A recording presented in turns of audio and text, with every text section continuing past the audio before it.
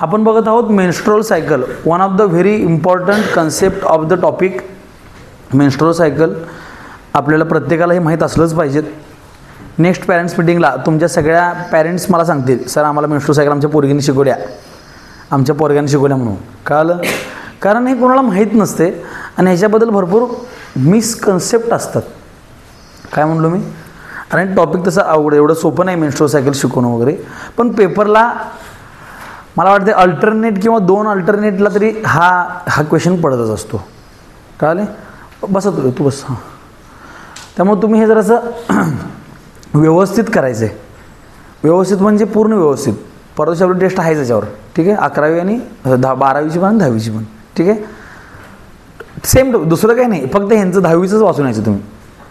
तुमच्या पुस्तकातलं काय वाचायची गरज नाही आहे. तर what is that menstrual cycle actually?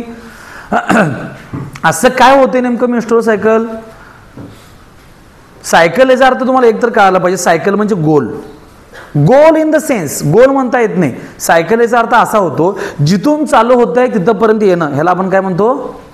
Cycle. जसं आपले सायकलचं चाक असतं, काय असते? गोल फिरते बघा, तिथं येते परत तिथंच येते, म्हणून त्याला आपण सायकल नाव पडलेलं आहे. समजलं मी काय म्हणालो तुम्हाला? तसंच ही मेन्स्ट्रुअल सायकल आहे. सायकल आहे म्हणजे हे परत होणार आहे, एकदा झालं की परत होणार आहे. That is definition. What is that definition? पुस्तकात तुमच्या काय ते बघा बघूयात आपण. Female reproductive system. Female reproductive system हे काही मेलमध्ये होणार नाही आहे. हे होणार कुठं? फिमेल रिप्रोडक्टिव्ह सिस्टीममध्ये किंवा female reproductive system undergo some changes. Female reproductive सिस्टीममध्ये थोडेसे चेंजेस होतात. आता कोणते आहेत ते आपण पुढं बघणार आहोत. पण आता एवढंच लक्षात ठेवायचं आहे, फिमेल रिप्रोडक्टिव्ह सिस्टीममध्ये चेंजेस होणार आहेत. कधी होणार आहेत? ॲट प्युबर्टी, वयात आल्यानंतर चालू होणार. Okay. And those changes repeat at the interval of 28 days. Female reproductive सिस्टीममध्ये चेंजेस होणार आहेत. हळूहळू 1 ते 28 दिवस चेंजेस होणार आहेत. किती दिवस? आणि परत ते चालू होणार आहेत पहिल्या दिवसापासून. ह्याला म्हणायचं मेन्स्ट्रुअल सायकल. काय काय सांगितलं डेफिनेशन मला माझ्यासोबत? Female reproductive system undergo some changes at puberty and those changes repeat at the interval of 28 days. म्हणजे त्याने काय सांगितले? परत सांगालो मी, फिमेल रिप्रोडक्टिव्ह सिस्टीममध्ये हळूहळू चेंजेस होतात. कधीपासून? प्युबर्टीपासून, वयात आल्यापासून.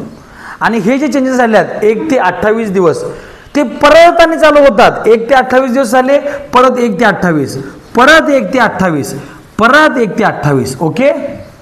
Till the menopause. काल आपण बघितलंय पहिल्या पिरियड्सला पण मेनार्क असं म्हणलेलं होतं, लक्षात आहे ना. आणि जेव्हा पिरियड्स थांबतील जवळपास 350 ते 400 एग्ज रिलीज झाल्यानंतर किंवा 350 ते 400 पिरियड्स येऊन गेल्यानंतर पिरियड्स यायचं थांबणार आहे, त्याला म्हणलं होतं आपण मेनोपॉज. तुम्ही काल लक्ष असेल तर हे करा, जे आले नाही ते परत एकदा व्हिडिओ बघून घ्या. समजलं मला काय सांगायचं? ते चेंजेस होतात आणि परत चेंजेस होतात. म्हणजे हां, आता मला सांगा ही सायकल किती दिवस सांगितलं त्यांनी? तुम्ही काय म्हणताय? पिरियड्स आले. किती दिवस आले? 4 दिवस किंवा 5 दिवस. उत्तर काय? 28 दिवस. मग तुमचं चुकीचं, ह्यांचं चुकीचं. माझं म्हणणं काय आलं? मी काय म्हणलोय? काय नाही. कोण म्हणलंय? किती दिवस सांगितले? तुम्ही काय म्हणालाय? पिरियड्स आले. मी काय म्हणलो? काय आलं? चुकीचं काय काय ते सांगालो पहिल्यांदा. मग ते तुम्हाला पण त्यातनं बाहेर पण काढणार आहे, बरोबर कुठं रस्त्यात ते पण दाखवणार. तर पहिला तुमचं लक्षात घ्या, पिरियड्स किंवा मेन्स्ट्रुअल सायकल 4 दिवसाची कधीच नसते. अंडरलाईन दिस सेंटेन्स. मेन्स्ट्रुअल सायकल किती दिवस असते? 1 ते 28. मग सर 4 दिवस काय? This is the bleeding phase of menstrual cycle. ते काय त्यातलं? ब्लिडिंग फेज आहे. मग त्या ब्लिडिंग फेजला आपण मेन्सेस म्हणून सांगतोय, वेगळा आहे. Menses is nothing but 1 to 28 days and bleeding phase of menstrual cycle is 1 to 4 days. Okay. त्यानंतर पुढं काय असतंय? 1 ते 4 दिवसानंतर समर शिकवलं गेले वेळा क्लिनिकमध्ये आपण प्रत्येक पेशंटला सांगतो, बघितलं नाही तुम्ही कधी? त्यानंतर 5 ते 13 दिवस दुसरी सायकल असते ती, म्हणजे ह्याचे परत हे पडणार आहेत.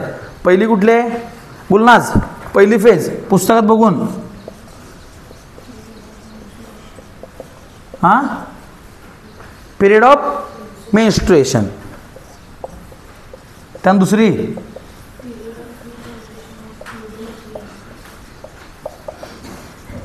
काय म्हणला,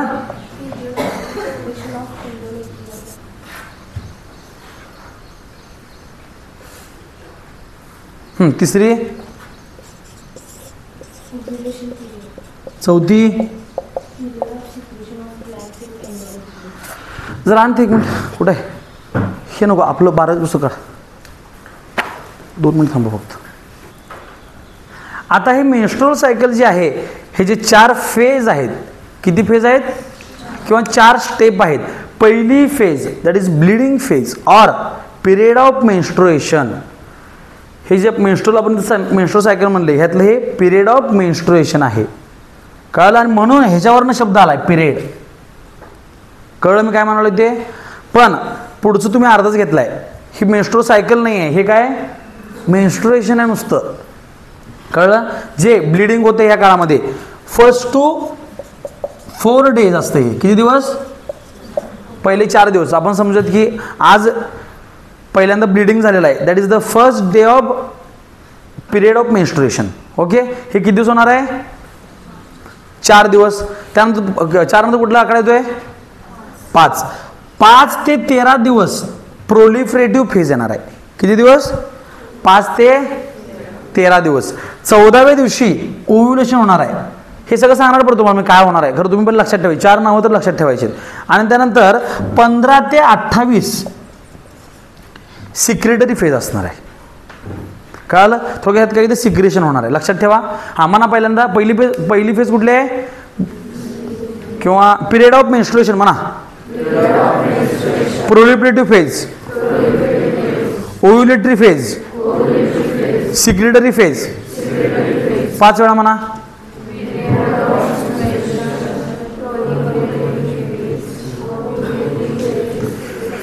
period of menstruation, period of menstruation,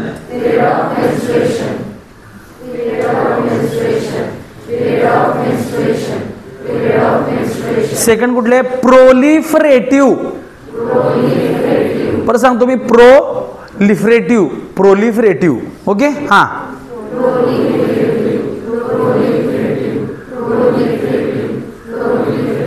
समजलं. हां, तिसरी कुठली आहे ओव्ह्युलेटरी.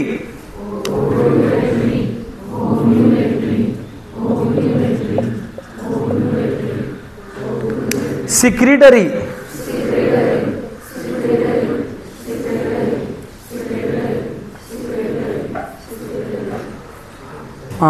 हे उस्मान सय्यद म्हणून एक माणूस होता. कोण, आणि त्याचा रात्री बीपी वाढला. Blood pressure Usman Sayyed. Okay, BP OS लक्षात ठेवायचं. कळलं, काय सांगितलेलं आहे बीपी OS. ते निमोनिक्स जरा लक्षात ठेवण्यासाठी, विसरू नये यासाठी. ह्यातली ब्लिडिंग फेज म्हणा 1 ते 4 दिवस. प्रोलिफरेटिव्ह फेज 5 ते 13. ओव्ह्युलेटरी 14. हे फक्त एका दिवशी होणार बरं काय, हे 1 दिवस असते फक्त. आणि त्यानंतर सिक्रेटरी फेज 15 ते 28. समजलं एवढं तरी, जरा जरा समजलंय थोडंफार तरी, हे विसरायचं नाही. आपण मेन्स्ट्रुअल सायकल काढताना पहिला इतर पुस्तकात दिले का मला माहीत नाही, पण तुम्ही लिहून काढायचं पहिला फेजेस म्हणून, फेज. ओके, 4 फेज आहेत ह्या. ओके, हे 4 फेज पहिला येतील. आता सर नेमकं काय काय होतंय, कसं कसं होतंय हे चला मी तुम्हाला पहिला शॉर्टमध्ये सांगतो, मग तुमच्या पुस्तकावरून लॉंग प्रमाण सांगतो. तर नेमकं काय होणार आहे, सगळ्यात महत्त्वाचं आपण काल पण बघितलेलं आहे, ओव्हरीमधून oocyte किंवा ओव्हम बाहेर पडायला पाहिजेत. बघितलं काल आपण, ओव्हरीमधून कोण बाहेर पडायला पाहिजेत, टेस्टिसमधून कोण बाहेर पडायला पाहिजेत, टेस्टिसमधून स्पर्म, ओव्हरीमधून काल बघितलं आपण. मग आपल्याला आता कोण पाहिजेत, पहिल्यांदा oocyte पाहिजेत, आणि त्यानंतर ते बाळ तयार झाल्यानंतर हे युट्रसमध्ये वाढायला पाहिजेत. बरोबर आहे. त्यामुळे चेंजेस होताना कुठं कोण आपण म्हणले बघा, रिपीटेटिव्ह चेंजेस ऑकर्स ॲट किंवा female reproductive system undergo repetitive changes, म्हणजे फिमेल रिप्रोडक्टिव्ह सिस्टीममध्ये चेंजेस होणार आहेत. मग नेमकं कुठे चेंजेस होणार आहेत? पहिलं ह्या ओव्हरीमध्ये, समजलं, आणि दुसरं ह्या युट्रसमध्ये. कुठं कुठं होणार आहेत म्हणा? Ovary uterus. म्हणून तुमची जी डेफिनेशन आहे त्यात कंसात लिहायचं, तिथे लिहिले बघा, female reproductive system undergo some changes. मग चेंजेसचे तिथे कंसात लिहायचं, कुठं कुठे चेंजेस होणार आहेत? ओव्हरीत आणि युट्रसमध्ये. एवढं तर कळालं? हां. आता पुढं काय चेंजेस होणार आहेत, कसे होणार आहेत, कोण करणार आहे, हे सगळं बघायचं आपल्याला. तर पहिल्यांदा काय काय होणार आहे ते मी सांगतो तुम्हाला. पहिल्यांदा असं घाण करतो मी, नंतर आवडतं की नाही, खरं घाण कसं तुम्हाला समजत नाही, कारण तुम्ही घाण आहात, बरोबर आहे. आता पाहिजेत कोण आपल्याला? काय एम विसरायचं नाही. एम काय आपलं? ऊ साईट. ऊ साईट कुठून येतोय? मग आता ऊ साईट बघा, ही जी ओव्हरी आहे, ह्या ओव्हरीमध्ये असा एक फॉलिकल असतोय. फॉलिकल म्हणजे काय म्हणायचं मराठीचा? फॉलिकल म्हणजे फॉलिकलच. ओके, हां. हे फॉलिकल हळूहळू असं मोठं होणार. इकडे बघा जरासं डायग्राम बघा. हा फॉलिकल जरा मोठा झाला, आणि जरा मोठा झाला, आणि जरा मोठा झाला. ओके, आणि इथं फुटणार आहे. मग हे सर फॉलिकल का दाखवला आम्हाला तुम्ही? ह्या फॉलिकलच्या आतमध्ये हा ऊ साईट आहे. मोठा झाला, आणि जरा मोठा झाला, इथनं हा बाहेरच पडला. समजलं मी काय सांगितलं ते? हे कोण होतं म्हणा? फॉलिकल. हां, 5 वेळा म्हणायचं. आणि या फॉलिकलच्या आतमध्ये कोण आहे? समजलं मी काय सांगालो ते? म्हणून हे ओव्हरीमध्ये होणारे चेंजेस आहेत. मग सर हे नेमकं काय होतं बरं सांगतो तुम्हाला एकदा. आता हा ऊ साईड इथनं बाहेर पडला, मराठीत सांगायला लागलो, लक्षात ठेवा फक्त. फॉलिकल मोठा होणार, हळूहळू फॉलिकल मोठा झाला, फॉलिकलच्या आतमध्ये ऊ साईट आहे. साधारण 1 ते 13 दिवस हा फॉलिकल मोठा होत असतोय. आणि या फेजलाच म्हणायचं असतं आपण. कुठे गेलं? ठीक आहे, सांगतो मी नंतर तुम्हाला. 1 ते 13 दिवस मोठा होत असतोय हा. 14व्या दिवशी हा फुटतोय. किती म्हणलो मी? ह्यातले जरा दिवस सांगा मला. हे किती दिवस असते? 4 दिवस. हे किती असते बघा? 13 - 5 किती झालं? हे लास्ट किती आहे? ठीक आहे, ते मी कॅल्क्युलेशन नंतर बोलतो. एकच बघत पहिल्यांदा. फॉलिकल मोठा मोठा झाला, ऊ साईट बाहेर आला. बाहेर गेल्यानंतर काय आलं? इथून काल आपण बघितलं, ह्या फेमरीतनं आज जाणार आणि इथं येऊन थांबणार. लक्षात आहे ना? हां, इथं थांबल्यानंतर इथनं स्पर्म येणार. स्पर्म येऊन इथं हे करणार, इथं झायगोट तयार होणार. लक्षात आहे ना कालचं? हा झायगोट तयार होणार. हा झायगोट तयार झाला काय होणार?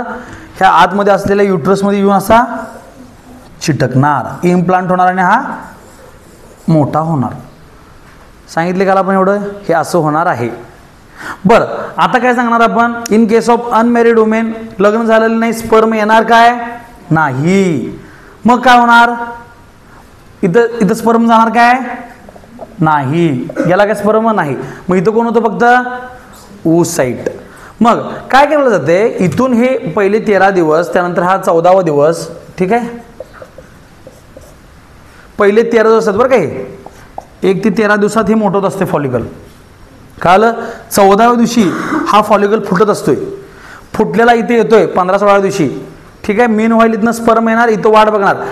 हे ऊ साईट आहे, हे 24 तास जिवंत राहते, 24 तास वाट बघते. आता स्पर्म येणारच आहे असं कन्सिडर करत जातोय. किती वेळ? 24 तास. 24 तासापेक्षा जास्त जर इथं जर स्पर्म आला नाही, आणि हां, आता हे किती दिवस आपले? साधारण 14-15 दिवस झाल्यात. ह्या 15 दिवसामध्ये काय केलं जाते?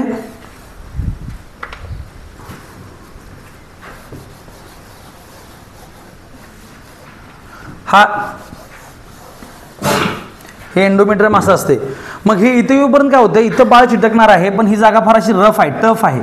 इथं खरबडीत जागा आहे. खरबडीत जागेवर बाळ चिटकायला काय हो? नाही. इथं बाळाला काय पाहिजेत? गादी पाहिजेत, कुशन पाहिजेत, बरोबर आहे. त्यामुळं काय केलं जातं, इथं ह्या प्रकारे असा हा बेड तयार केला जातो.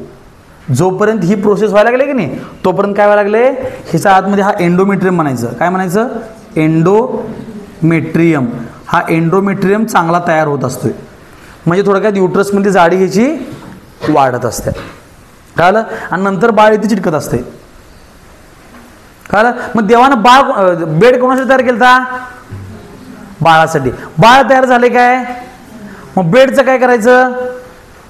माझा प्रश्न कळाला काय, ते काय हावरट नाही आपल्यासारखं, आपलं शरीर राहू दे, काय राहू दे की नंतर होईल, नंतर बाळ येईल की 4 वर्ष येईल की बाळ, तोपर्यंत गादी मोठी करू का आपण. हां असले काही सिस्टीम इथं नाही आहे. जे गरजेचं नाही ते बॉडी ठेवून घेत नाही. 14 दिवस त्यानं वेट केला बाळाचा. 15 दिवशी काय केलं जाते, बाळ येणार नाही कळाल्यानंतर, कळालं, पुढच्या 14 दिवस पण असं चालू असते. कळलं. 10-12 दिवस ती वेट करते, परत बाळ आले काय नाही आलं, बाळ आले काय नाही आलं. मग आता काय करायचं, हे सगळा बेड खाली टाकून द्यायचं. सगळं काय करायचं, बेड टाकून द्यायचा. मग एवढा मोठा बेड इथनं जाईल काय, जाईल काय नाही जाणार. मग काय करायचं, हे तयार झालेलं असते की सगळं, ह्याच्यामध्ये ब्लड असते. काय असते, एंडोमेट्रियम ब्लडपासून तयार झालेलं असते. हे सगळं रक्ताच्या सहाय्यानं बाहेर टाकून दिलं जातं. आणि ह्यालाच म्हणायचं मेन्स्ट्रुअल फेज ऑफ, म्हणजे मेन्स्ट्रुअल पिरियड. ओके, किंवा ब्लिडिंग. आता कळालं काय होते नेमकं, ते काय काय सांगितली मग बघा एकदा परत. आणि जर इथं जर बाळ चिटकलं तर हळूहळू काय होतंय, हा एंडोमेट्रियम परत मोठाच होत जातोय. बाळ नसलं तर खाली जातोय, बाळ असलं तर मोठा होतोय. कोण, एंडोमेट्रियम. युट्रसमध्ये एंडोमेट्रियम असतं. परत सांगतो, हे फॉलिकल आहे. फॉलिकल हळूहळू मोठं होणार. फॉलिकल मोठा होणार 13 दिवस पहिले 13 दिवस. ॲक्च्युली ब्लिडिंग फेज पहिला नसते बरं काय, पहिल्यांदा दुसरीकडनं चालू होतं सगळं. म्हणजे प्रोलिफरेटिव्ह फेजपासून सगळ्या गोष्टी चालू होत असतात. कळलं. पण आपल्याला ही प्रोलिफरेटिव्ह कधी फेज आहे कळत नसत्या, ब्लिडिंग झालेलंच कळतं आपल्याला, बरोबर आहे. म्हणून घेताना ब्लिडिंग फेज घ्यायची वेळ आहे. खरं ब्लिडिंग फेज पहिला होत नाही. ब्लिडिंग फेज कसं पहिला होईल, कारण मी तुम्हाला सांगितलं हे हळूहळू मोठं व्हायले म्हणजेच प्रोलिफरेट व्हायला लागले. मोठं होण्याला सायंटिफिक वर्ड काय, प्रोलिफरेशन. समजलं मी काय सांगायला लागलो ते. त्यामुळे सायकल चालू इथनं होत्या. पहिल्यांदा मोठं होतंय, मग फुटतंय म्हणजे ओव्ह्युलेशन होते, त्यानंतर परत एंडोमेट्रियम वगैरे मोठा होतोय, त्यानंतर परत ब्लिडिंग होते. असं ही स्टेज आहे. समजायला लागलं जरा. परत हे मोठं झालं, फॉलिकल ऊ साईड बाहेर पडलं, ऊ साईड इथनं फॅलोपियन ट्यूबमधनं आलं. फॅलोपियन ट्यूब म्हणजेच ओव्हिडक्ट तुमच्या पुस्तकात सांगितलंय. इथं येऊन हा वेट करतोय 24 तास. दरम्यानच्या काळात जर स्पर्म आला असला तर झायगोट तयार होतोय आणि हा झायगोट इथं येऊन मोठा होत जातोय. पण झायगोट जर तयार झाला नसेल, अनमॅरिड वुमेन असेल किंवा काय असेल तर स्पर्म येणार नाही. मग ही 24 तास वाट बघणार. त्यानंतर इथं बेडचे काय उपयोग नाही आहे. पुढचे ह्या 24 तासानंतर हा सोडून देतोय. हा परत आहे तसं राहतो थोडे दिवस आणि त्यानंतर वाट बघून झाल्यानंतर हा आहे असा बाहेर टाकून दिला जातोय along with that unfertilised oocyte. Unfertilised म्हणजे फर्टिलाइज न झालेला. हा पण शरीर ठेवून घेत नाही, पुढच्या वेळी वापरा म्हणून ठेवत नाही. हे लगेच बाहेर टाकून द्यायचं आणि हे पण बाहेर टाकून द्यायचं. मग आता हे इथनं बाहेर टाकून द्यायचे सोपी गोष्ट आहे का, एंडोमेट्रियम चिटकून बसले त्याला. हो, तुमच्या वहीला फेविकॉल लावलाय, निघतोय नीट, त्याला सारखं जरा आपण काढ बसतो की काढतोय ना तुम्ही, जरा असं घडवून काढतोय. मग इथं तर काय एकदम चिटकून बसलं एवढं, कसं काढायचं मग मग हे काढण्यासाठी काय केलं जाते, जसं मिक्सर फिरते की नाही तसं ही युट्रस फिरत असते असं. And that leads to pain. कळलं, कारण त्याला ते खवडून बाहेर टाकून द्यायचे ना. सोपी गोष्ट आहे काय, चिटकून बसलेलं आहे, त्याला वेळ लागणार मग किती दिवस लागतात, 4 दिवस. मग हे खवडून जाण्यामुळे त्याला त्रास होणार आणि म्हणून काय होतंय, पेन. आता कळलं का पिरियडच्या वेळी पेन होते ते, जरा समजले, जास्त राहू दे. बरं, आता मी एवढं सांगितलं, मग सर एवढं सोपं आहे का हे, अजिबात नाही. म्हणजे कोण घडून आणतंय एवढ्या सगळ्या गोष्टी, हे सगळं मोठं करायचं, फोडायचं, हे करायचं, हे सगळं हार्मोनचा खेळ आहे. कोणाचा, हार्मोन म्हणजे संप्रेरक. ओके, आता आपण ते बघूयात. हार्मोन्स म्हणजे काय, संप्रेरक. मग सर हार्मोन म्हणजे वेगळं काय, हार्मोन म्हणजे हे काय आहे, ग्लँड आहे. हार्मोन कोण तयार करतं, ग्लँड. ग्लँड म्हणजे काय, the organ which secrete something. कुठलाही ऑर्गन काहीतरी तयार करतो त्याला आपण ग्लँड असं म्हणतो, एवढं तर माहिती आहे. मग एक जण काय करतात, तयार करतात आणि ते पाईपनं पाठवतात, त्याला म्हणायचं डक्ट ग्लँड. कुठली ग्लँड? डक्ट म्हणजे पाईप असलेली. आणि हार्मोन कसे आहेत, डक्टलेस ग्लँड तयार करतात. डक्टलेस म्हणजे त्याला पाईपच नाहीत. मग सर पाईपमेन कसं पोचवणार? बरोबर आहे ना, पाईप पाहिजे कुठं पण काय पण हे पोचवायला. पाईपने तर कसं पोचवायचं, तर हे ह्यामध्ये की लॉक अरेंजमेंट असते. म्हणजे हे तयार एका ठिकाणी होतं, काल आपल्या रक्तामध्ये ओतलं जातं आणि रक्तामधनं परत पुढे न्यायचं. हां तुला पाहिजे का हे? हो पाहिजेत. मग दाखव किल्ली, तर त्याला की लॉक अरेंजमेंट असते. म्हणजे मी एखादी किल्ली इथं पडल्या, कोण पण म्हटलं माझी आहे, माझी आहे म्हणून चालणार नाही, तू कुलूप दाखव पहिला. कुलपात बसते का तुझ्या? तर तुझं नाही बसलं तर चाललं पुढं. काल जसं की हे जे दोन हार्मोन असतात FSH आणि LH, हे पिट्युटरी ग्लँडमध्ये तयार होतात. पिट्युटरी म्हणजे तुमच्या पिट्युटरी नावाची ग्रंथी आहे. मागच्या वर्षी 9वीच्या पुस्तकात शिकवलेलं आहे, ज्यांना येत नाही त्यांनी 9वीचं पुस्तक वाचा.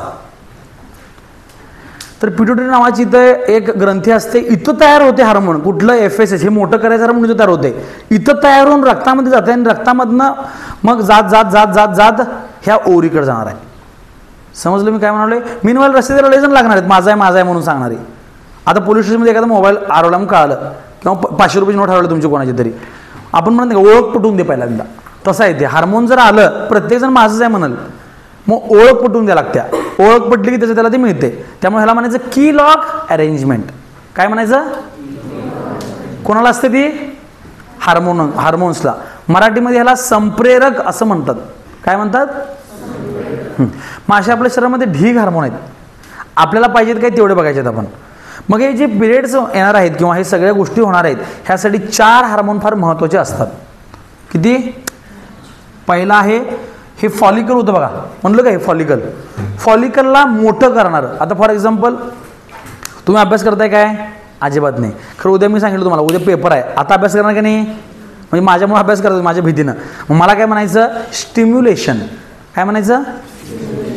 मग ह्या फॉलिकलला मोठं करण्यासाठी कोणतरी महत्वाचं आहे, त्याला म्हणायचं फॉलिकल. इकडे बघा, फॉलिकल स्टिम्युलेटिंग हार्मोन. म्हणजे फॉलिकलला पुश करणारं, फॉलिकलला मोठं करणारा हार्मोन कुठला आहे? फॉलिकल. म्हणा follicle stimulating hormone. Follicle stimulating hormone म्हणजेच FSH शॉर्टमध्ये. काय म्हणायचं त्याला? FSH. ओके. मग पहिले 13 दिवस काय करते हे FSH? ह्या फॉलिकलला मोठं करते. म्हणजे इथंपर्यंत आलं हे. आता कोण पाहिजेत आपल्याला? फोडायला पाहिजेत हे कोणतरी. ओके. मग फोडायचं काम कोण करते? LH नावाचा हार्मोन. म्हणा ल्युटेनायझिंग.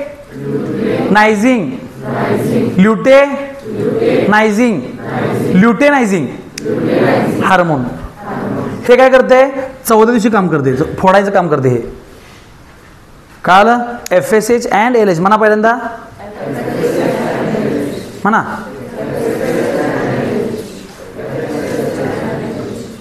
मग हे कुठे तयार होतात सर? हे तयार होतात पिट्युटरी ग्रंथीमध्ये. म्हणा पिट्युटरी ग्रंथी, पिट्युटरी ग्लँड.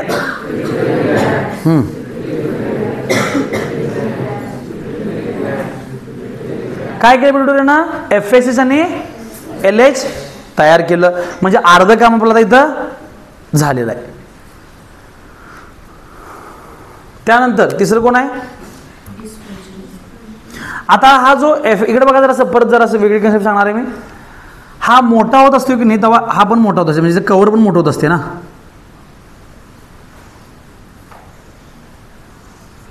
बरोबर आहे, ह्याचं कव्हर पण मोठं होत असते असं. आणि जे काय म्हणायचं फॉलिकलचं कव्हर आहे, ह्या फॉलिकलच्या कव्हरमधून इस्ट्रोजन नावाचा हार्मोन तयार होतो. कुठला? इस्ट्रोजन.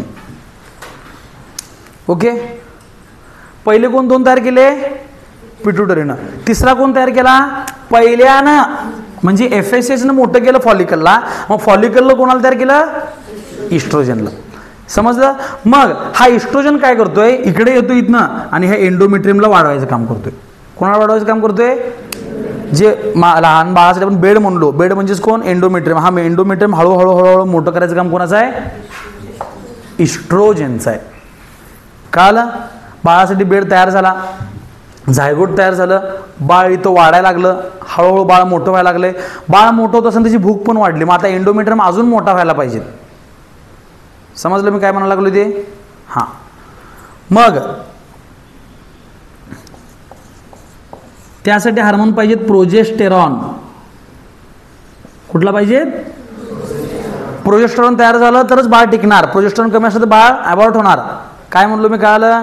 पहिल्याचं काम काय? फॉलिकलला मोठं करणं. दुसऱ्याचं काम काय? फॉलिकलला फोडणं. तिसऱ्याचं काम काय? एंडोमेट्रियमला मोठं केलं. चौथ्याचं काम काय? एंडोमेट्रियमला तयार करायला चालू केलं.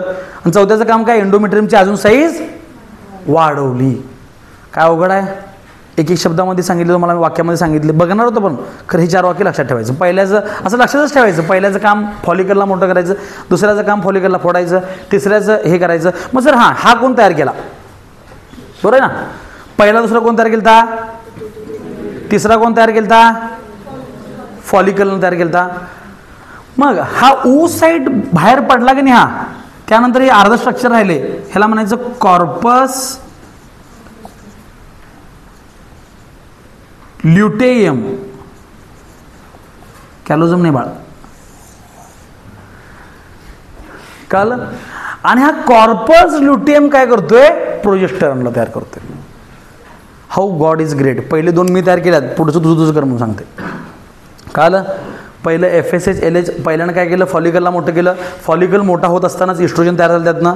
दुसऱ्यानं काय केलं? फोडायचं काम केलं. फोडल्यानंतर जे राहिले त्यानं हे, म्हणजे पहिल्या हार्मोनचं काम काय? तिसरा तयार करणं. दुसऱ्या हार्मोनचं काम काय? चौथा करणं. समजलं मी काय सांगायला लागलो ते?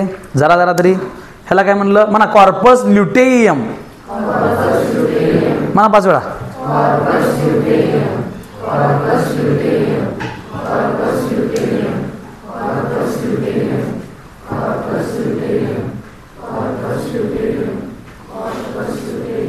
मग जर बाळ असलं तर हा कॉर्पस ल्युटेयम मोठाच होत जातोय आणि ते हेच होत जाते. कळलं? पण आता बाळच तयार नाही आहे, झायगोटच तयार नाही आहे. मग पुढची स्टेज परत काय करायची? मग हा एंडोमेट्रियम काढून टाकायचा. बरोबर आहे? मग एंडोमेट्रियम काढून टाकायचं कोण काम करणार? बाळ जर नाही कळालं तर या कॉर्पस ल्युटेयमचं रूपांतर लगेच असं बारकं होते. हे मोठं आहे की नाही, हे बारकं झालं असं. आणि बारक्याला काय म्हणायचं? Corpus albicans. म्हणा कॉर्पस अल्बिकन्स.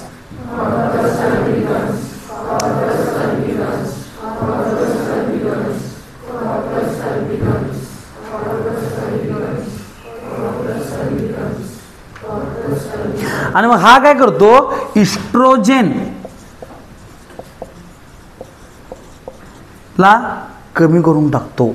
इस्ट्रोजन आणि प्रोजेस्टेरॉन दोघांचं काम काय होतं? एंडोमेट्रियम एकानं तयार केलं, दुसऱ्यानं मोठं केलं. मग हा कॉर्पस अल्बिकन्स काय करतो? इस्ट्रोजन आणि प्रोजेस्टेरॉनला कमी करून टाकतो. मग इस्ट्रोजन आणि हे काय म्हणायचं? प्रोजेस्टेरॉन कमी झाले म्हणजे याची साईज काय होणार? कमी होणार, म्हणजेच पिरियड्स येणार. कळालं? जरा कळालं? थोडक्यात इस्ट्रोजनचं काम काय? एंडोमेट्रियम मोठा पण करायचं काम आहे, एंडोमेट्रियम बारका पण काम करायचं. कोणाचं आहे हे? इस्ट्रोजन. म्हणजे पिरियड्स यायचं मेन, म्हणजे ब्लिडिंग व्हायचं काम कोण करते? Main oestrogen. काय झालं तिला? बरं नाही काय बाळ? झोप मग. म्हणजे मला सांगायचं काय? आमचे सर होते, आमचे सर नेहमी म्हणायचे, what is female? Female is oestrogen and oestrogen is a female. कारण पिरियड्स यायचं महत्त्वाचं काम कोण करत असेल तर तो हार्मोन आहे इस्ट्रोजन. एंडोमेट्रियम मोठा पण करते ते आणि एंडोमेट्रियम बारका पण करते. त्यामुळे इस्ट्रोजन म्हणजेच फिमेल असं म्हणजे सर म्हणायचे. कळलं? ह्या चारपैकी सगळ्यात महत्त्वाचं कोण आहे? इस्ट्रोजन. सगळ्यात महत्त्वाचे आहेत, एकावर एक अवलंबून आहेत. खरं लई महत्त्वाचं म्हणलं तर कोण आहे? कळलं? म्हणा FSH LH, इस्ट्रोजन प्रोजेस्टेरॉन.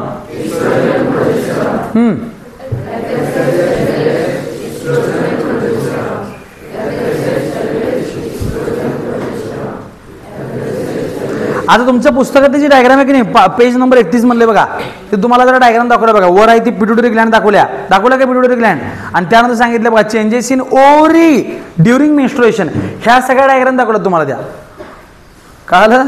फक्त वेगळ्या दाखवल्या तुम्हाला कळणार. आता कळलं काय झालं ते? मग पहिल्यांदा एक फॉलिकल दाखवला बघा, हा बारका. दुसऱ्या डायग्राम दाखवला फॉलिकल जरा मोठा झाला. तिसऱ्या डायग्राम दाखवलं फॉलिकल मोठा झाल्यावर त्यांनी दाखवले बघा, इस्ट्रोजन तयार केलं, दाखवलं काय इस्ट्रोजन. त्याच्या पुढच्या डायग्राममध्ये पूर्ण तयार झालाय. 5व्या डायग्राममध्ये हा पूर्ण फुटलेला आहे. फुटल्यानंतर तो बाहेर पडलेला एक ऊसाईड पण दाखवलाय त्यांनी, दाखवलाय हा. त्यानंतर त्यांनी दाखवले कॉर्पस ल्युटियम, ही कॉर्पस ल्युटियम आहे. कळलं. त्याच्या पुढे दाखवलं त्यांनी कॉर्पस अल्बिकन्स, हे कॉर्पस अल्बिकन्स दाखवलाय. समजलं. हे सगळं आहे याच्यामध्ये. कॉर्पस ल्युटेयमचे तिथे लिहिले बघा त्यांनी प्रोजेस्टेरॉन, आणि कॉर्पस अल्बिकन्सच्या पुढे लिहिलंय इस्ट्रोजन. इस्ट्रोजन स्पेलिंग ओ पासून पण चालू होते, ई पासून पण चालू होते, माझं चुकलेलं नाही. हां, त्यानंतर इस्ट्रोजन दाखवले बघा. इस्ट्रोजनच्या खाली डायग्राम दाखवल्या. काय केली त्यांनी बघा, पिरियड ऑफ मेन्स्ट्रुएशन दाखवले, नंतर पिरियड ऑफ रिजनरेशन, ओव्युलेटरी फेज आणि पिरियड ऑफ हे. ह्यात काय दाखवले त्यांनी, इथं जरा डायग्राम बारकी दाखवल्या, म्हणजे हे एंडोमेट्रियम बारकं होतं. जरा पुढे गेलं की जरा मोठं झालं, म्हणजे एंडोमेट्रियम जरा मोठं झालं, आणि तिसऱ्यामध्ये एकदम मोठं झालं, म्हणजे हे एंडोमेट्रियम पूर्णपणे तयार झालेला आहे. डायग्राम काय ते पण तुम्हाला सांगण्याचा माझा प्रयत्न आहे. हे फक्त ह्याला झूम करून दाखवले. इथं झूम केलं, पहिल्या दिवसापासून, पहिला दिवस असा आहे, दुसरा दिवस असा, असं करत करत हा आहे 28वा दिवस. समजलं जरा जरा काय पुस्तकात ते. आता जरा पुस्तकाप्रमाणे बघायचं की नाही. कन्सेप्ट कळाल्या काय काय. पहिल्यांदा आपल्याला ही 4 नावं लिहायची आहेत. कळालं. ही 4 नावं लिहिल्यानंतर आपल्याला दुसरं काम काय करायचं आहे, पहिला डायग्रामच काढायचे आहे. डायग्राम काढल्यानंतर हे सगळे दाखवायचे पूर्ण प्रॉपर, ओरी पण दाखवायचे, हे सगळे यायला पाहिजे तुमच्या डायग्राममध्ये. त्यानंतर हार्मोन्स म्हणायचे, हे 4 हार्मोन्स सांगायचे. कळालं. आणि त्यानंतर खाली काय वाक्य लिहायचे ते पण लिहायचे, म्हणजे शिक्षकांना कळते तुम्हाला सगळं माहीत आहे. कळलं. कोण वाचणार, जरा व्हिडिओ पॉज कर, कोणतं वाचायला की ये वेदिका.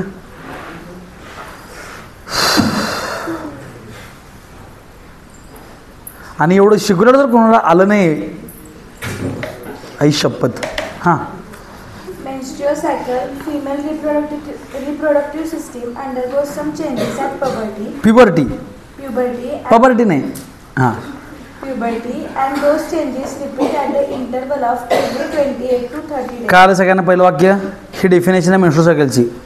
पुढं This repetitive change are called as menstrual cycle. Menstrual cycle is natural process and controlled by 4 hormones. Those 4 hormones are follicle stimulating hormone पहिला, दुसरा ल्युटेनायझिंग हार्मोन, तिसरा इस्ट्रोजन, चौथा progesterone. त्यामुळे 4 नावं पाठच पाहिजेत. पुढं One of the several follicles in the ovary start to develop along with the oocytes present in it. काय सांगितले बघा, इथं जे आपण बघितले जवळपास 4 मिलियन्स आहेत, त्या 4 मिलियन्स पैकी एकटाच मोठा व्हायला चालू होतोय. One of the several million follicle, जे 4 मिलियन आहे त्यातला एकटा फॉलिकल, त्याचबरोबर त्या फॉलिकलमध्ये असलेला oocyte मोठा व्हायला चालू होता असं त्यांनी सांगितलेलं आहे. पुढं पहिलं सांगितलं मला, पहिले 13 दिवस ते फॉलिकल स्टिम्युलेटिंग हार्मोनमुळे काय होते, फॉलिकल मोठा होते. पुढं ते पण सांगितलं, हा फॉलिकल काय करतोय, इस्ट्रोजन तयार करतोय.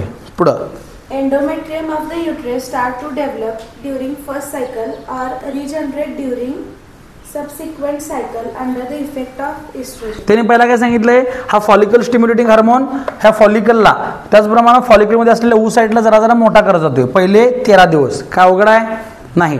त्यानंतर त्याने सांगितलंय हा फॉलिकल काय करतोय, इस्ट्रोजन तयार करतोय, म्हणजे तिसरा हार्मोन तयार करतोय. आता 4थं वाक्य सांगितलंय इस्ट्रोजनचं काम. त्याने काय सांगितलंय, सुरुवातीला हा काय करतोय, एंडोमेट्रियमला मोठा करतोय. फर्स्ट हाफ मध्ये काय सांगितलं त्याने, Endometrium of the uterus starts to develop. Endometrium of the uterus start to develop, म्हणजे हा मोठा होतोय. नंतर काय होते, दुसरं वाक्य सांगितलं त्यांनी, or regenerates under the effect of estrogen. पुढं ग बाळ, or regenerate during subsequent cycle, म्हणजे तेच रिजनरेशनचं काम करतोय पुढच्या ह्याच्यामध्ये. पुढं Meanwhile, developing follicle completes its development. दरम्यानच्या काळात फॉलिकल मोठा होतोय, पूर्ण पाहिजे तेवढा मोठा होतोय. It bursts under the effect of luteinizing hormone. Burst म्हणजे फुटणे, मी तुम्हाला सांगितलं पहिले 13 दिवस मोठा होतोय, 14 दिवशी काय होतोय, फुटतोय. फुटणं म्हणजेच ब्रस्ट होणं, कुणामुळे आहे, ल्युटेनायझिंग हार्मोनमुळे. पुढं This is called as ovulation. आणि हा फॉलिकल फुटणे, इकडे बघा जरा, फॉलिकल फुटून त्यातनं oocyte बाहेर पडणं, ह्या प्रोसेसला आपण ओव्ह्युलेशन असं म्हणतो. म्हणून मी तुम्हाला ओव्ह्युलेशन लिहिलं बघा, आठवते कोणाला? हां, ओव्ह्युलेशन यासाठी होतं oocyte बाहेर पडतोय फुटून. हां, Remaining tissue of the burst follicles form the corpus luteum. हां, इथं दाखवले पण मी. आता फॉलिकल बाहेर पडल्यानंतर रिमेनिंग जे होतं, राहिलेलं जे होतं, ह्यातलं oocyte बाहेर पडलाय, राहिलेलं आपण काय म्हणलं? कॉर्पस ल्युटेम म्हणले तुमच्या पुस्तकात पण तेच. पुढं Corpus luteum starts to secrete progesterone. मी तुम्हाला सांगितलं नंतर काय करते कॉर्पस ल्युटियम? प्रोजेस्टेरॉन तयार करते. हे चौथं म्हणजे ल्युटिनायझिंग हार्मोनचं काम नंतर काय? प्रोजेस्टेरॉन तयार करायचं. कळलं? वाटले चित्र लिहितो कॉर्पस ल्युटियम प्रोजेस्टेरॉन. हां, कॉर्पस ल्युटियमचं काम प्रोजेस्टेरॉन आहे. कॉर्पस अल्बिकमचं कमी करणं आहे. ह्याला इथं वाढवायचं असतं, इथं कमी करायचं असते. ओके. हां, Endometrial gland secretes their secretion under the effect of progesterone. Endometrial Gland आहे. आता हे एंडोमेट्रियम जे आहे ह्याच्यामध्ये पण थोड्याफार ग्रंथी असतात आणि हे कुठे गेलं? Endometrial Gland secretion in the under the effect of progesterone. आणि ह्या ग्लँड काय करतात? चांगलं काम करतात प्रोजेस्टेरॉनमुळं. म्हणजेच मी तुम्हाला सांगितलं त्या बाळाला अन्न द्यायचं काम, हे द्यायचं म्हणलो का नाही, ते तेच होतं. थोडक्यात एंडोमेट्रियमला मोठं करायचं काम प्रोजेस्टेरॉन करतं. हां, Such endometrium is ready for the implantation. मग हे मोठं झाल्यानंतर काय होतंय? इम्प्लांटेशनसाठी याचा यूज होतोय. म्हणजे बाळ येऊन ते चिटकू शकते थोडक्यात. ओके. पुढं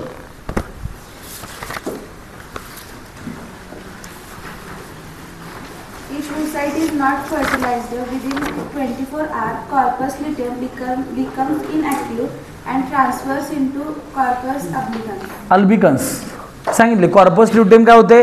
24 तास वाट बघितल्यानंतर oocyte जर तयार हे झालं नसला, प्रॉपर बाळ तयार होणार नसलं तर लगेच इन्स्टंट कॉर्पस ल्युटियमचं रूपांतर albicans. Okay.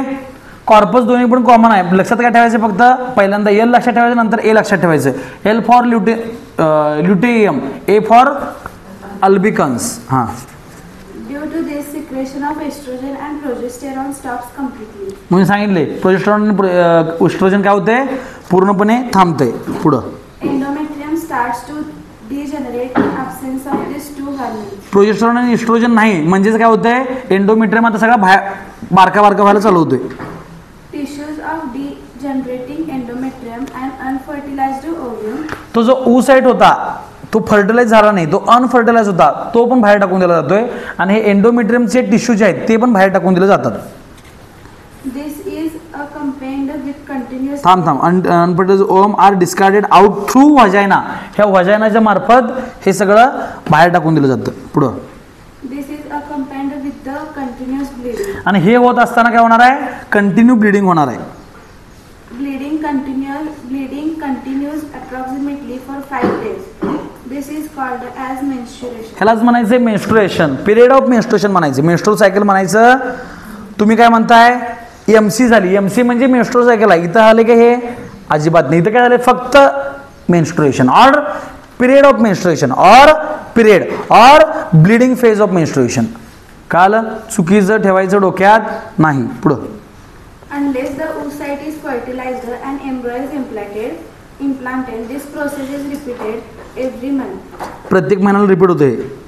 If the embryo is implanted, जर बाळ तयार झालं, झायगोटचं रूपांतर नंतर एम्ब्रिओमध्ये होते. आपण पहिलं झायगोट म्हणलो तिथं माहिती ना, त्या झायगोटचं रूपांतर नंतर एम्ब्रिओ, आणि हा एम्ब्रिओ इथं मोठा होत असतोय. आणि जर इथे एम्ब्रिओ आला तर पुढचे 9-10 महिने काही पिरियड्स येणार नाहीत. पण एम्ब्रिओ तयार झाला नाही तर प्रत्येक महिन्याला हे सगळं होतच राहणार आहे. Severe weakness menstrual cycle natural process women experience. हां, काय होणार बघा? मेन्स्ट्रुअल सायकलमध्ये इज मेन्स्ट्रुअल, आता इथे ह्यांनी पण चुकलं. Menstrual cycle is a natural process and women experience severe pain म्हणल्यात. मेन्स्ट्रुअल सायकल आहे की हे नाही आहे, हे फक्त पिरियड ऑफ मेन्स्ट्रुएशन आहे. हे जेव्हा पिरियड ऑफ मेन्स्ट्रुएशन असणार आहे किंवा मेन्स्ट्रुएशन येणार आहे, जेव्हा ब्लिडिंग होणार आहे, त्यामुळे ते मेन्स्ट्रुअल सायकल लिहिले बघा, त्यातलं फक्त मेन्स्ट्रुअल एवढंच ठेवा, सायकल खोडून टाका, तुम्ही चुकणार नंतर. Menstrual is a natural process and women experience severe pain during this period. ह्यावेळी भरपूर पेन होणार आहे, दुखणार आहे. Severe weakness is felt due to heavy bleeding. आणि हे इथनं ब्लिडिंग झाल्यामुळं थकवा आपोआपच येणार आहे. राणा प्रतापचंद उभा राहा.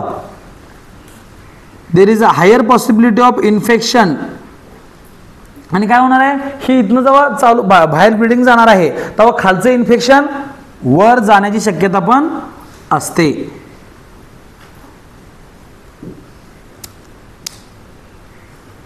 Due to all such reason there is need to rest along with special personal hygiene.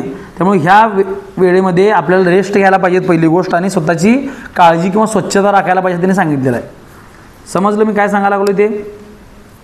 जरा जरा काय काय चाललंय समजलं? इथं आपलं मेन्स्ट्रुअल सायकल हे इथं संपते. काय अवघड आहे? मी भरपूर वेळा आता शिकवलं हे. त्यामुळे घरात जावा, बघा, तुम्हाला काय अडचण असेल तर विचारा, आपण ते सॉल्व्ह करूया. तर दुसरी गोष्ट, हे झालं सायन्स. आता बघूयात, हे होतं सायन्समध्ये काय काय सांगितलं ते. आता आपण बघूया शास्त्र. ठीक आहे. आता आपल्याला असं बऱ्याच वेळ म्हटलं जातं, ज्यावेळी हे ब्लिडिंग फेज आहे तेव्हा देवाला जायचं नाही. मग बऱ्याच लेडीज भांडतात, नाही नाही आम्हाला सगळं करायचं आहे म्हणतात, कामं करायचे आहेत. मग आधीच्या काळात सिस्टीम काय होती, ज्यावेळी हे ब्लिडिंग फेज आहे त्यावेळी ते लेडीजला बाहेर ठेवायचे, घरात पण घेत नसायचे. कळलं? किंवा घरात जरी घेतलं तरी तुझं तू बाबा हां त्या रूममधनं बाहेर यायचं नाही.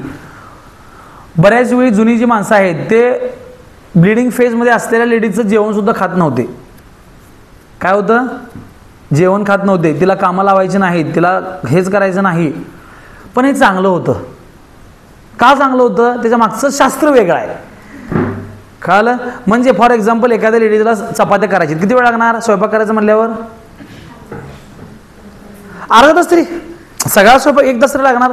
1 तास पूर्ण उभा राहणार, त्यावेळी ब्लिडिंग चालू असणारच आहे. त्रास कोणाला आहे?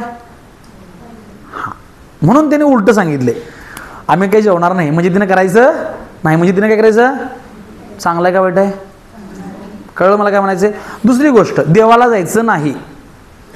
देवाला जायचं नाही एवढ्यासाठी, कारण आधीच्या काळात असं होतं, आता नाही, आधीच्या काळात असं होतं की मंदिर हे कंटिन्यू वर असायचे. कुठं असायचे? म्हणजे आता आपलं हे शिरोळ आहे, मंदिर कुठं असणार? जरा पायऱ्या असणार 100 भर, आणि वर तिथं बिरोबाचं मंदिर, लक्ष्मीचं मंदिर वगैरे वगैरे असायचे. म्हणजे त्या पायऱ्या चढून जायचं. पायऱ्या चढताना काय होणार? परत त्रास कोणाला आहे?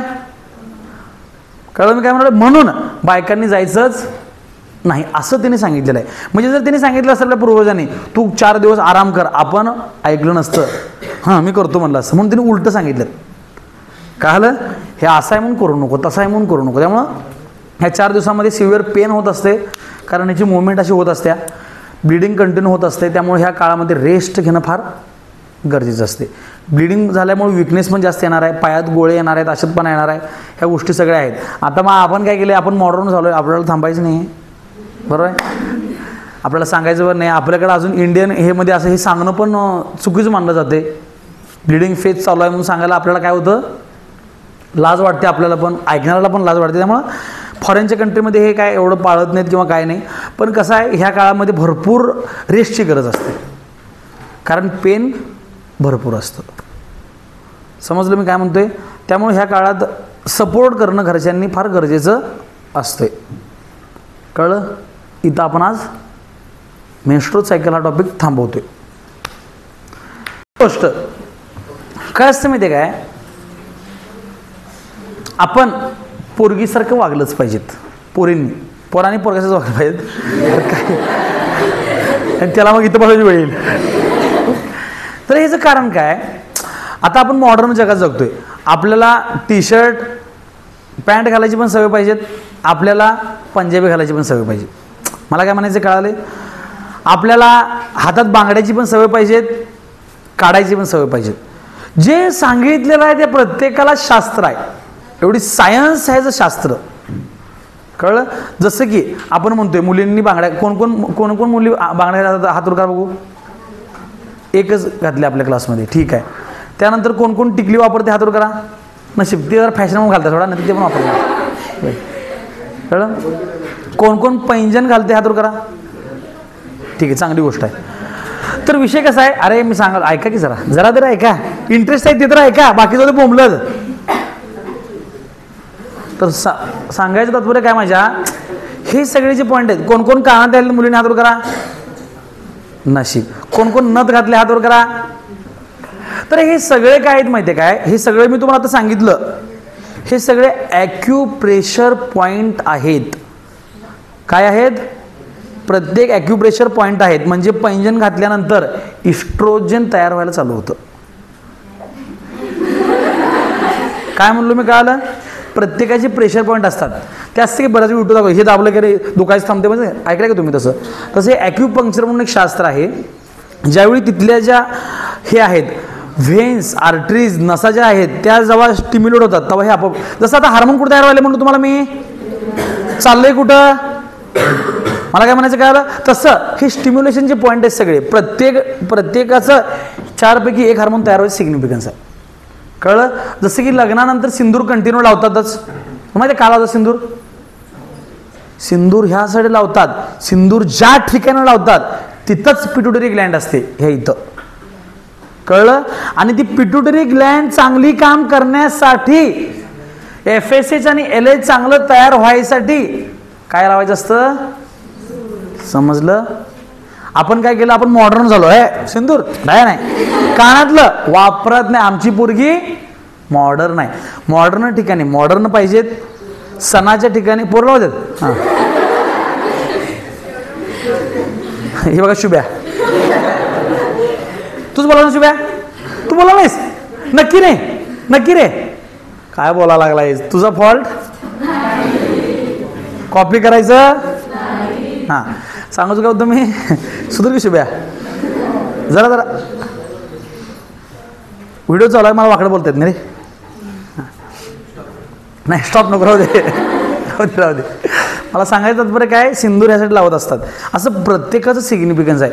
तुम्हाला हे मायका चिंचणीला तुम्ही गेल्यानंतर त्या साईडला बोर्ड लावलेत बघा, त्या प्रत्येक बोर्डवर त्यांनी सांगितले कुठल्यामुळं काय हार्मोन तयार होते, हे तिथं वाचलेलं आहे मी. कुठं? मायका देवीला गेला तुम्ही चिंचणीला, तिथं बोर्ड लावलेत बघा. प्रदक्षिणा मारताना आपण जो इकडे होतो की नाही तेव्हा सगळ्या बोर्डवर तिथे लिहिलेलं आहे त्यांनी. बायकांनी अलंकार का वापरावे, इथं कुठला अलंकार वापरल्यावर काय होते, हे मला सापडले कुठं? त्या मंदिरात. त्यामुळे अभ्यास करत असतो, इथं काय शिकायला मिळते. आणि सगळं सायंटिफिक आहे. कसं आहे? मग हे FSH LH नॉर्मल झाले, हे आपोआप खालचे नॉर्मल होणारच आहेत. मग पुढं बाळ व्हायला अडचण आहे काय? नाही आहे. म्हणून हे हार्मोन नीट व्हायला पाहिजेत, म्हणून त्यांनी सांगितले लग्नानंतर सिंदूर लावायचंच. कळलं मी काय म्हणाले? आपण लावत नाही हा वेगळा विषय आहे, तो विषय सोडून द्या तुम्ही. बरं, सिंदूर लावलं तर आपण इथनं भांग पाडतो, इथं लावतोय. अरे पिट्युटरी आहे इथं, तू लावायलास इथं, काय उपयोग आहे?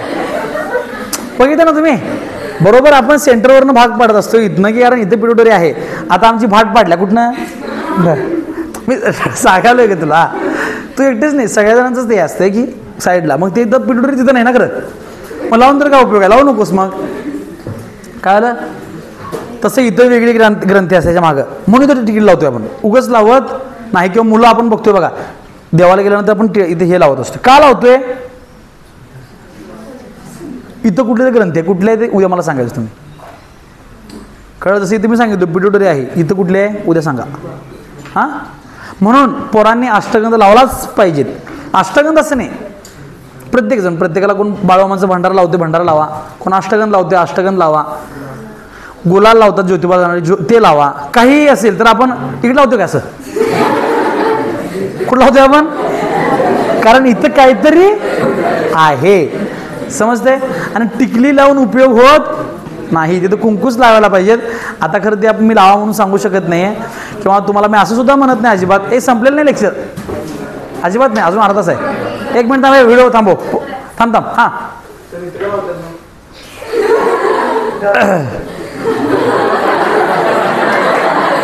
कसं आहे? काय म्हणलं? सगळे आता इथं का लावतात ह्याचं उत्तर मला आजपर्यंत कळालेलं नाही. कळलं? हां, इथं लावल्यानंतर संपलेलं हाता लागला असेल तर लावून हे करायचे. कारण हाता लागलं असते की मग तू जाताना असेल तर पुसणार, मंदिर खराब होणार, म्हणून इथं लावायचं असते. हां, कुठं कुठं? कानाला? तू खरोखरच गवड आहेस.